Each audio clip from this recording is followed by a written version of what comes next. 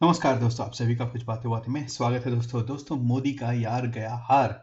जी हाँ दोस्तों, मोदी का यार फ्रेंच प्रेसिडेंट मैक्रोन जो है, उनकी पार्टी जो है इस समय हार रही है। तीसरे स्थान पर है।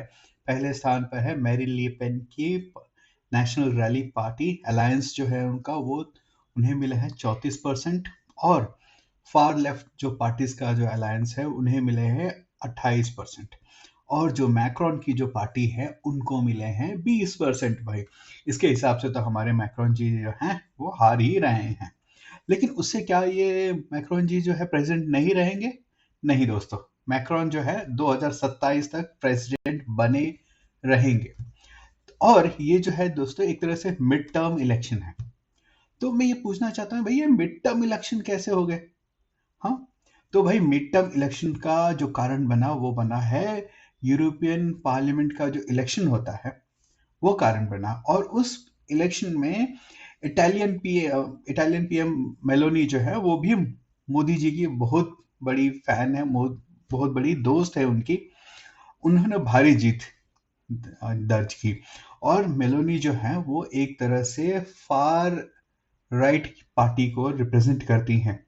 बेसिकली आप कहें कि एक नेशनलिस्ट पार्टी है। तो आजकल दोस्तों क्या हो गया है ना दोस्तों दुनिया में, कि जो लोग नेशनलिस्ट हैं ना दोस्तों, ठीक है, उनको फार राइट बना दिया गया है।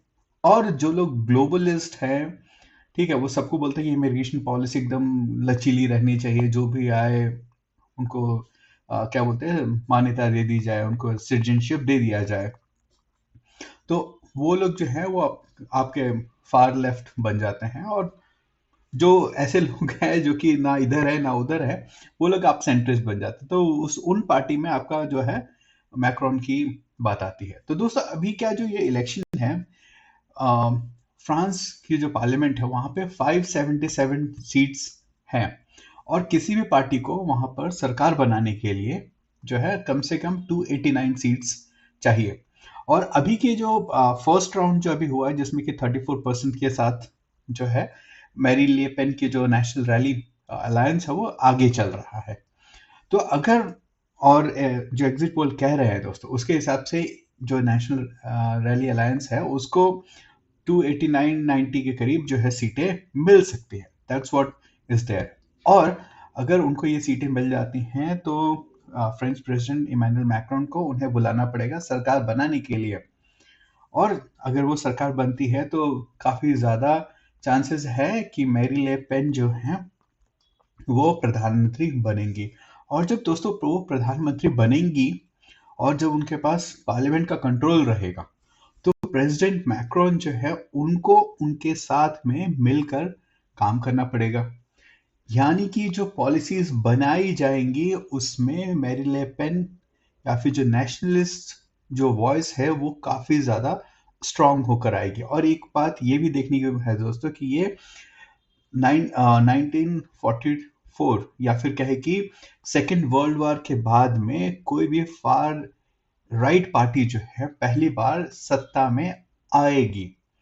तो यानी कि और मेरी ले पेन की जो पार्टी का जो स्टैंस है दोस्तों, या फिर जो उनका अलायंस का जो स्टैंस है वो काफी एंटी इमिग्रेशन है।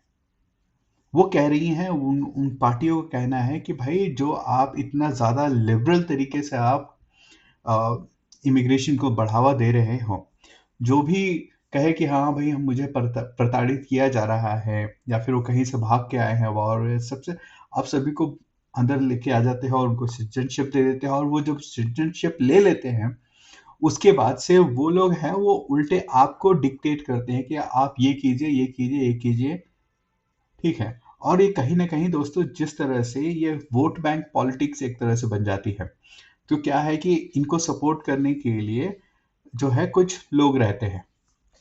और इन लोगों को उन लोगों को लगता है, जिसको सपोर्ट ये लोग करेंगे उनको लगता है कि भाई अगर ये हमारे सपोर्ट में आ जाएगी, इनको अगर नागरिकता मिल जाएगी तो ये हमें वोट देंगे। और ये लगभग इसी तरह का जो है दोस्तों, अपने भारत में भी आपने देखा है, खासकर आपने बंगाल में देखेंगे तो वहां पे तो लड़ाई ही इसी बात को चल रही है बांग्लादेशियों की जो। और वहां पे भी इस्लामिक जो है माइग्रेशन ही हो रहा है एक तरह से वहां से। और जो लोग आते हैं तो वहाँ पे आने के बाद में आप देखेंगे कि वो आपका जो है रूल जो उनको चाहिए वो इस्लामिक रूल चाहिए।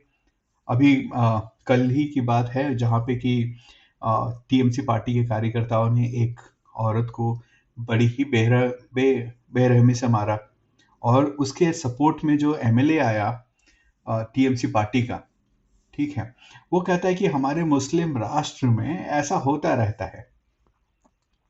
तो दोस्तों, ये जो इस टाइप का जो फाइट जो है ना दोस्तों, आपको यूरोप में भी देखने को बहुत ज़्यादा मिल रहा है। और यूरोप के का जो राइट है, जो नेशनलिस्ट विंग जो है, जो कि काफ़ी हद तक सेकेंड वर्ल्ड वॉर के बाद में वो एक तरह से कहीं न कहीं से मुझे लग रहा था कि वो दब गया था, उसकी आवाज़ जो है काफ़ी धीमी हो गई थी, उसको दबा दिया गया था एक तरह से। वो कहीं न कहीं उठकर आ रहा है। चाहे वो आप मेलोनी का देख लीजिए, चाहे आप क्या बोलते हैं, अभी जो मेरिल ले पेन की बात हो रही है, उसका देख लीजिए। अभी यूके में भी जो इलेक्शन होने वाले हैं, वहाँ पर भी ऋषि सुनक जो है, उनके जीतने के चांसेस बहुत ही कम हैं।